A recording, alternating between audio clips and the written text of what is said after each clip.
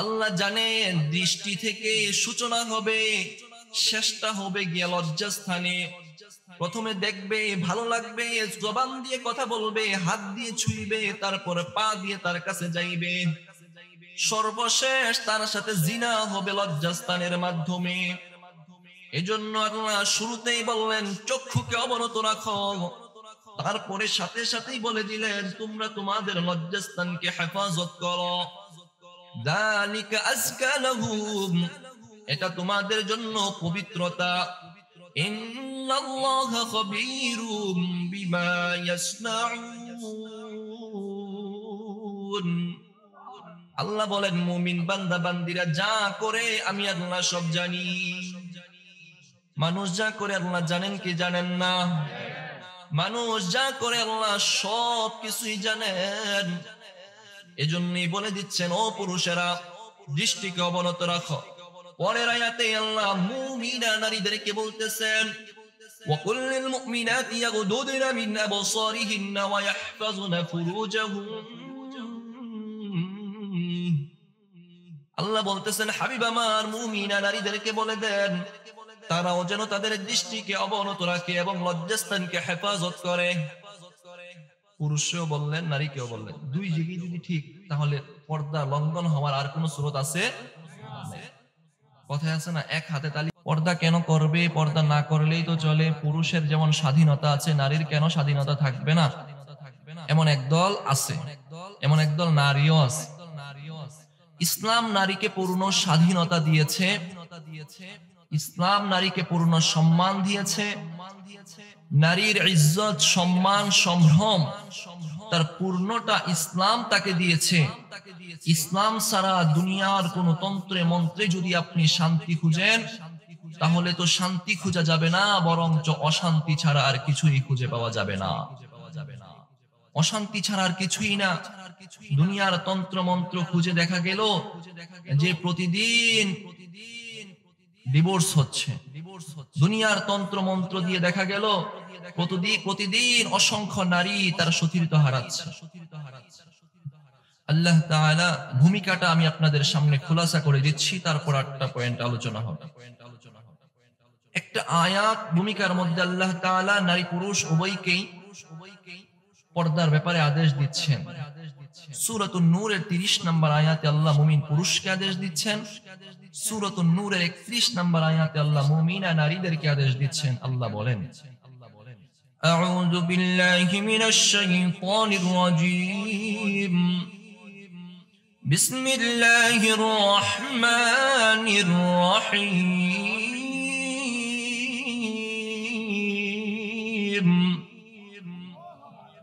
قل للمؤمنين يغضوا من أبصارهم ويحفظوا فروجهم ذلك أزكى لهم إن الله خبير بما يصنعون।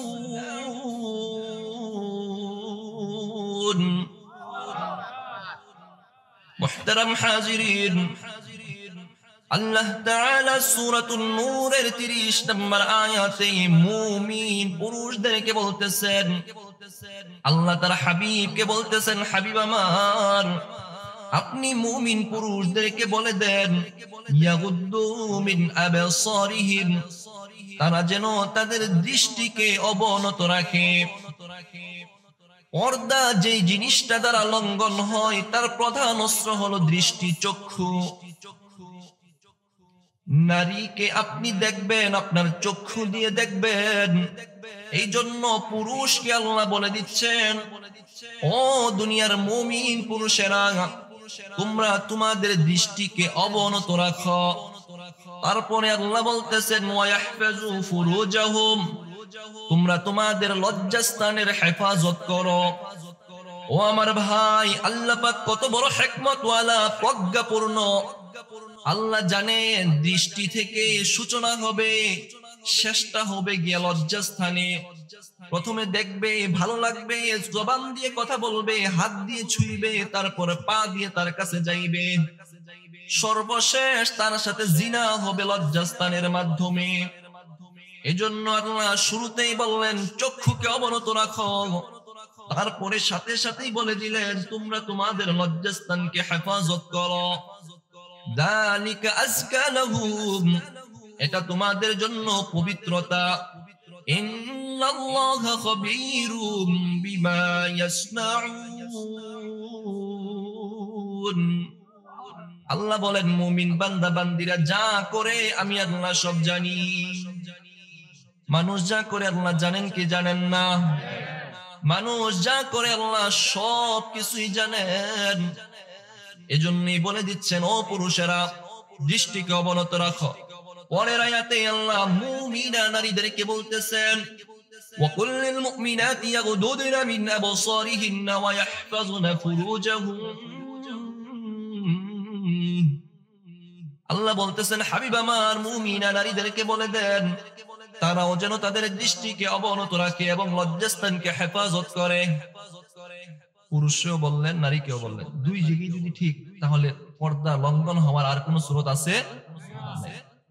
কথায় আছে না এক হাতে তালি বাজে না। হাত যদি দুইটাই দুই দিকে থাকে তালি আর বাজবে?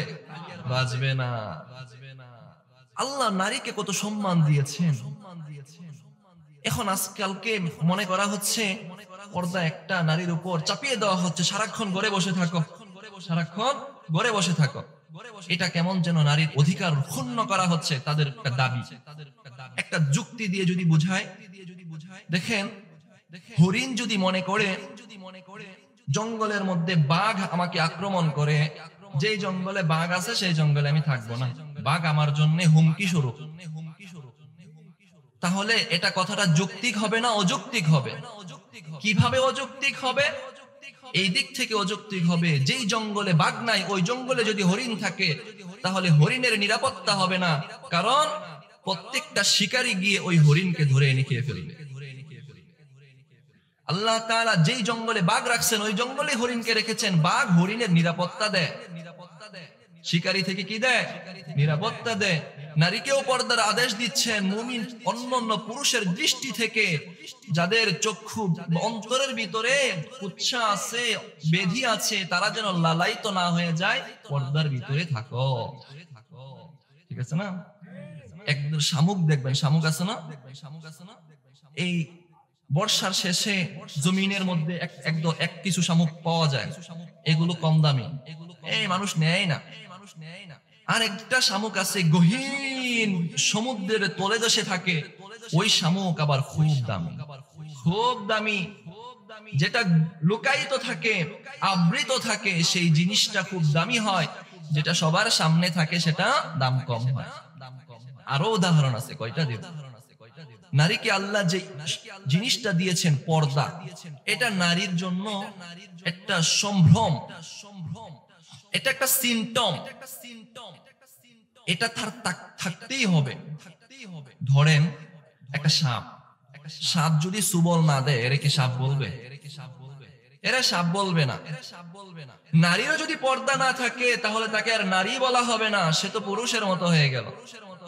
আজকালকে একদল যুক্তি দেয় যদি নারীদেরকে পর্দার মধ্যে নাই দেয় এটাই তো ভালো হয়, সবাই যখন পর্দা ছাড়া হয়ে যাবে আকর্ষণ কমে যাবে, ভালো হইলো, জিনাও কম হবে। যুক্তি বুঝছেননি? যদি পর্দার বিধানটা না দেওয়া হয় তাহলেই তো ভালো হয়। পর্দা দিয়েই তো গোপন করে লালাই তো আর বাড়াইয়া দিলেন, ভিতরে কি আছে একটু জানতে মনে চায়, তাই না? খুইলা দেন, আকর্ষণ কইমা যাক, তখন আর জিনাও হবে না, কোনো ইফটিজিংও হবে না, কোনো দুর্ঘটনাও ঘটবে না। তাদের দাবিটা খণ্ডন আমি দুই ভাবে করতে চাই। এক নাম্বার, তোমার কথাটা মানবো না, দুই নাম্বার, তোমার কথাটা মেনেও যুক্তি খণ্ডন করবো।